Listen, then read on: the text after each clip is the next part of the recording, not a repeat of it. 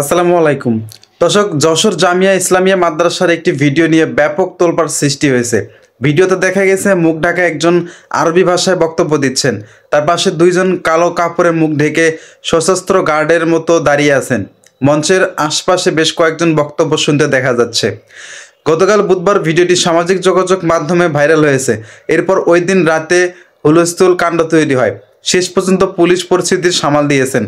তবে অতিরিক্ত police super নুরি আলম সিদ্দিকী জানিয়েছেন, ভিডিওটি যশোর উপজেলার রামনগর রাজারহাট এলাকায় জামিয়া ইসলামিয়া মাদ্রাসায় গত 17 ও 18 ডিসেম্বর মাদ্রাসাটিতে বার্ষিক অনুষ্ঠানের আয়োজন করা হয়।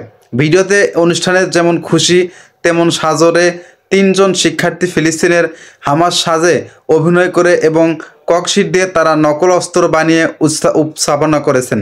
তারপরও ভিন্ন কোনো উদ্দেশ্য আছে কিনা সেটিও তদন্ত করা হবে।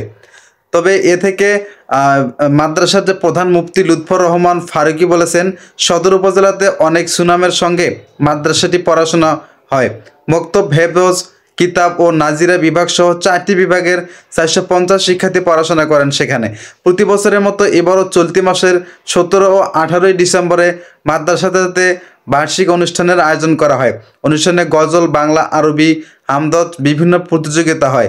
ওই অনুষ্ঠানে ইসরায়েলের যেভাবে ফিলিস্তিন মুসলমানদের ওপর নির্যাতন করেছে সেটা নিয়ে একটি নাটক মঞ্চ করা হয়। কিভাবে বিভাগের 3 শিক্ষার্থী নাটকটি মঞ্চায়ন করেছেন। ওদের মধ্যে একজন ফিলিস্তিন নেতা সেজে আরবিতে বক্তব্য দেয়। পাশে ককশিট দিয়ে তৈরি নকল অস্ত্র হাতে 2 জন দাঁড়িয়ে থাকে। এটা শুধুমাত্র অভিনয়। এই ভিডিওটি অনেকেই ভিন্ন উদ্দেশ্যে অপপ্রচার চালাচ্ছে। আসলে তেমন কিছুই বিষয় না। এদিকে ভিডিওটি নিয়ে গতকাল বুধবার রাতে ফেসবুকে তোলপাড় সৃষ্টি হয়। গুজব ছড়িয়ে পড়ে যে মাদ্রাসার ওয়াজ মাহফিলে এক বক্তব্যকালে দুইজন প্রকাশ্য আগ্নেয়াস্ত্র হাতে দাঁড়িয়েছিলেন। এ খবরে একদল সাংবাদিক ওই মাদ্রাসায় যান এবং বিষয়টি নিয়ে খোঁজ নেওয়া শুরু করেছেন।